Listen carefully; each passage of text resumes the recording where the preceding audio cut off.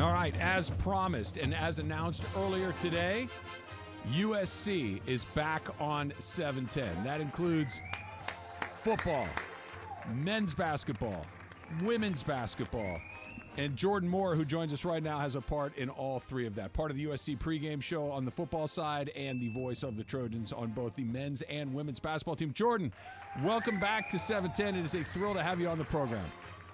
What's going on, guys? Man, it's like old times. Good to be back with my ESPN LA friends. Absolutely. So let's start right here. Let's start with the football and the season that is not that far away, opening up with LSU. That in and of itself is a very big deal. But what about the whole transition to the Big Ten? We've known it's been coming for a little while now, but this is the first year of USC member of the Big Ten, which still feels incredibly surreal to say out loud.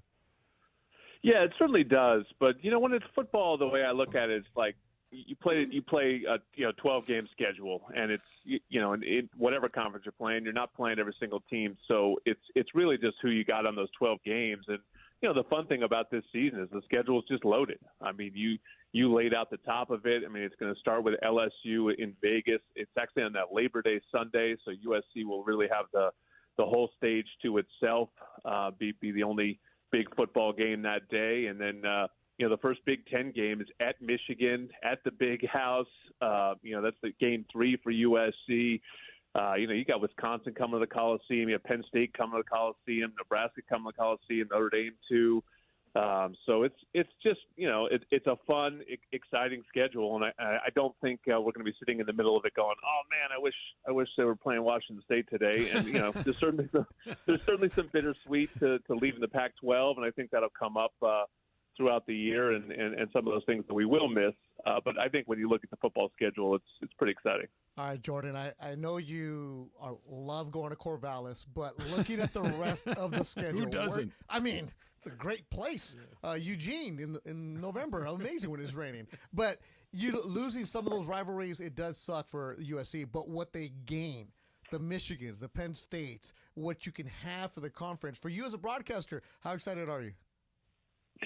I'm fired up. I mean, you just get to go to new places and new experiences, right? And that's what this is all about. I mean, I don't think we're going to be sitting out there, or I'll be standing on the field at the Big House in Michigan playing the defending national champions, wishing I was anywhere else. I mean, that's just such a unique and cool opportunity. And it's really because there's so many teams in this league.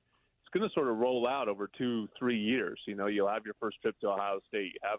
You have Michigan. At some point, you'll do your whiteout trip to Penn State. I mean, there's some pretty sick opportunities. Not to mention the teams coming with us. Obviously you keep your rivalry with UCLA, but Washington was in the national championship game last year, and Oregon looks as good as any team in the country this season. So, there is some of that too, where we'll still have some history, and obviously keep that Notre Dame matchup as well, which has a ton of history. So, I think the biggest thing, whether you're a player, a coach, a broadcaster, whatever, is you want to be at meaningful games. You want to take part in meaningful games. You don't want to go to a place that's half full and the game's not really on TV and, it just doesn't feel that big. You want to be a part of big things, and I think that's what this conference promises. USC football and men's and women's basketball is coming back to 710. Jordan Moore is joining us right now to talk about all of that. And, not just for football, Jordan, but really looking at football and men's and women's basketball. And like you were talking about, that the football is one thing because there's a limited amount of games, but the basketball schedule, obviously far more games. Does it change anything for Lincoln Riley or for Eric Musselman or Lindsey Gottlieb stylistically about the type of players that you recruit, about the way that you go about it, because it's much more of a national sort of situation as opposed to a West Coast situation? Or is it just get me good players and we'll go play anywhere? Yeah, it's a great question, and we'll see sort of how it plays out. And I think that they're handling it, maybe in different ways for the different sports. I think for football, the onus was going to be on improving the line of scrimmage and improving defensively anyway. But that's under a major microscope when you go into a league where you know that the teams that win are at the line of scrimmage. And we've seen this. Like, you can play in Iowa and you can make fun of an Iowa and say they're not good on offense and they don't have the talent and they don't have the quarterbacks or whatever.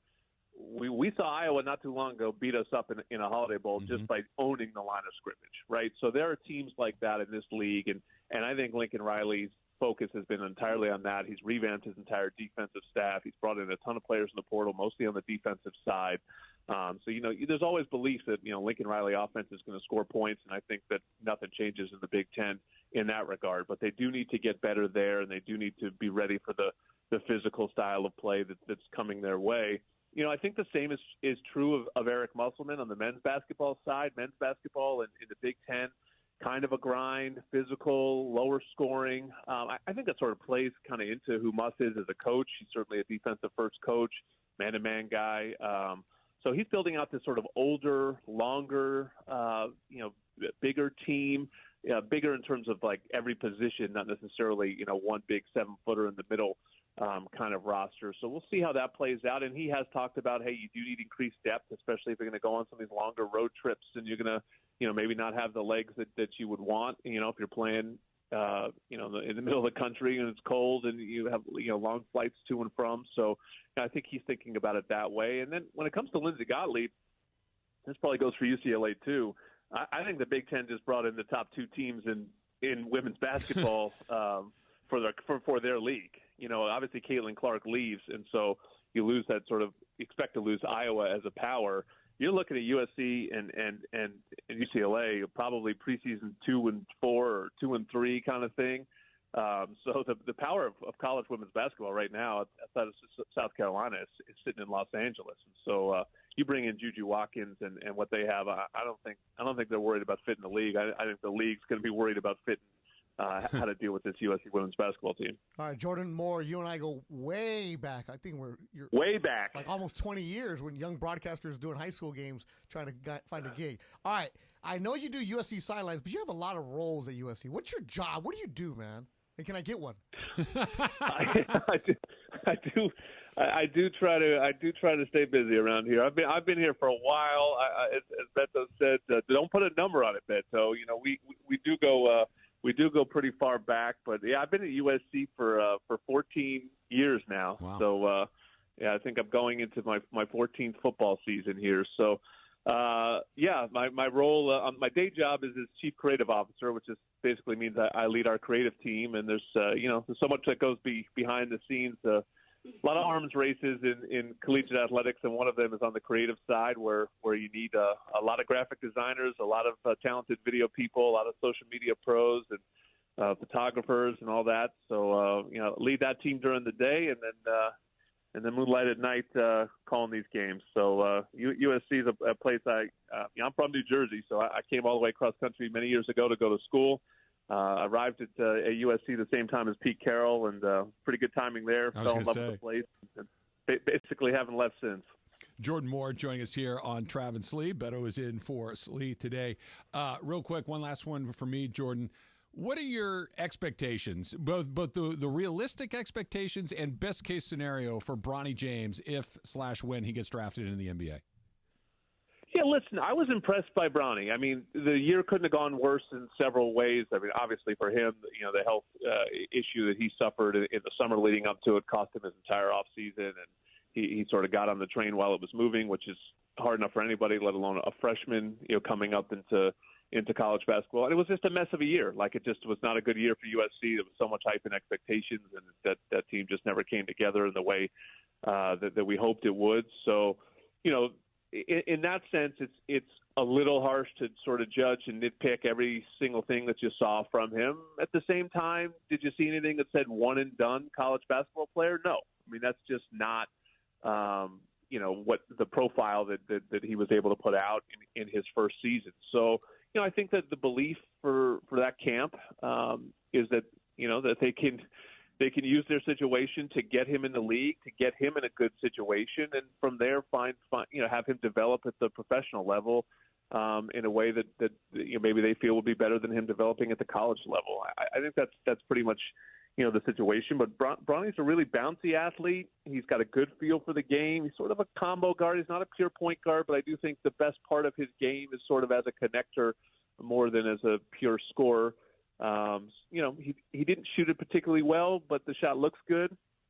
He's not the biggest, which, came up a lot in the combine. But as I said, great vertical leap, strong. I think there's some stuff there. but it's just such a unique situation. I mean, you're going to be talking about. Sure. Let's say he ends up as the 55th pick or 58th pick or whatever they're talking about.